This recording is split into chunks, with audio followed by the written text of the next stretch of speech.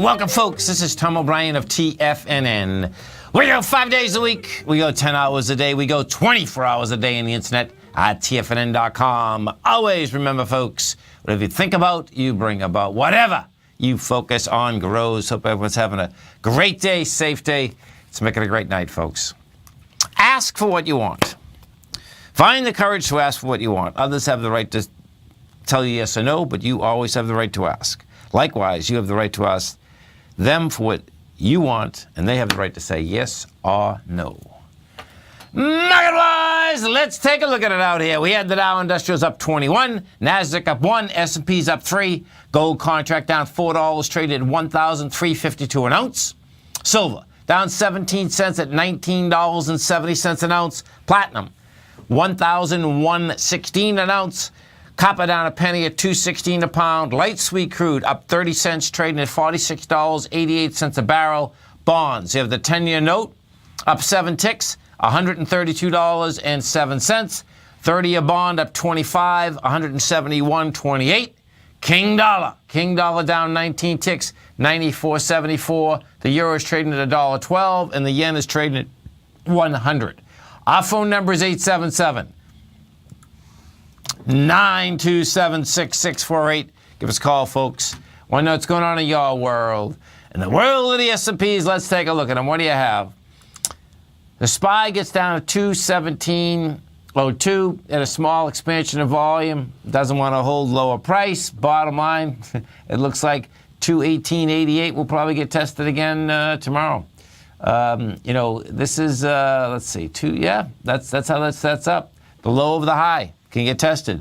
Now that's in the S&Ps. The NDX 100, 3 Qs closed at 117.26, and I believe that's still under. So the Qs are a different animal. What you have with the Qs go down, have higher volume, and that's saying the Qs want to be right back downtown again. What you do look at the indices, what you have is that we did 789 million on the NYSE versus 749, which is not a big deal, by the way.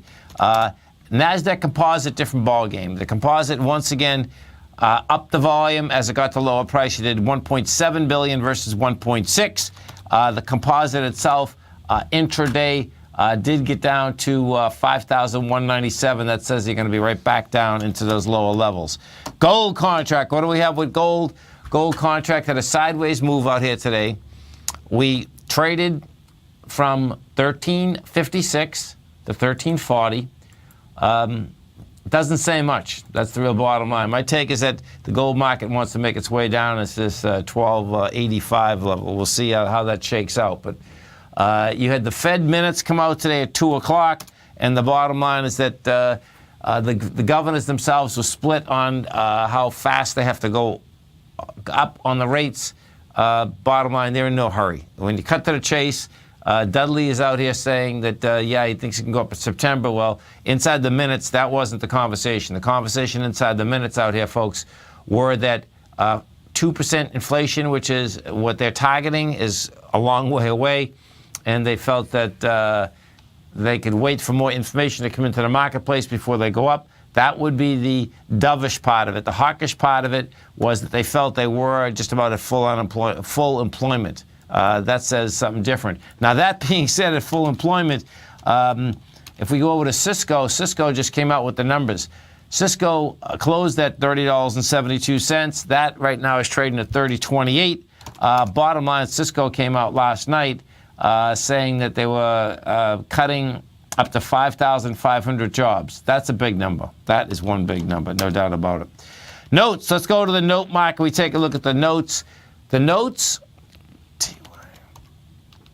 the 10-year note and the 30-year bond, they both looked that they are building cause to get into this B point of a potential ABC structure on the way down.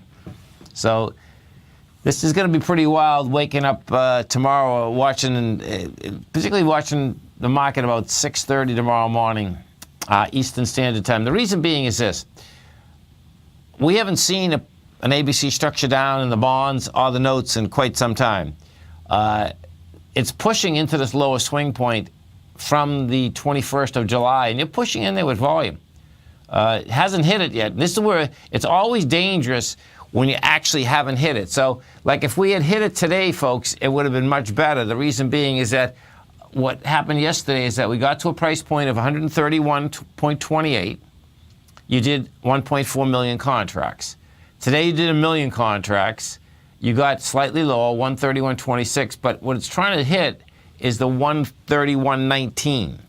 And if you don't hit it and you still have volume, which we have, that's when you, probability-wise, you're building cause to go after that number. And if, in fact, we break that number, and if we break it with volume, that's going to be it's a good-sized ABC structure on the way down.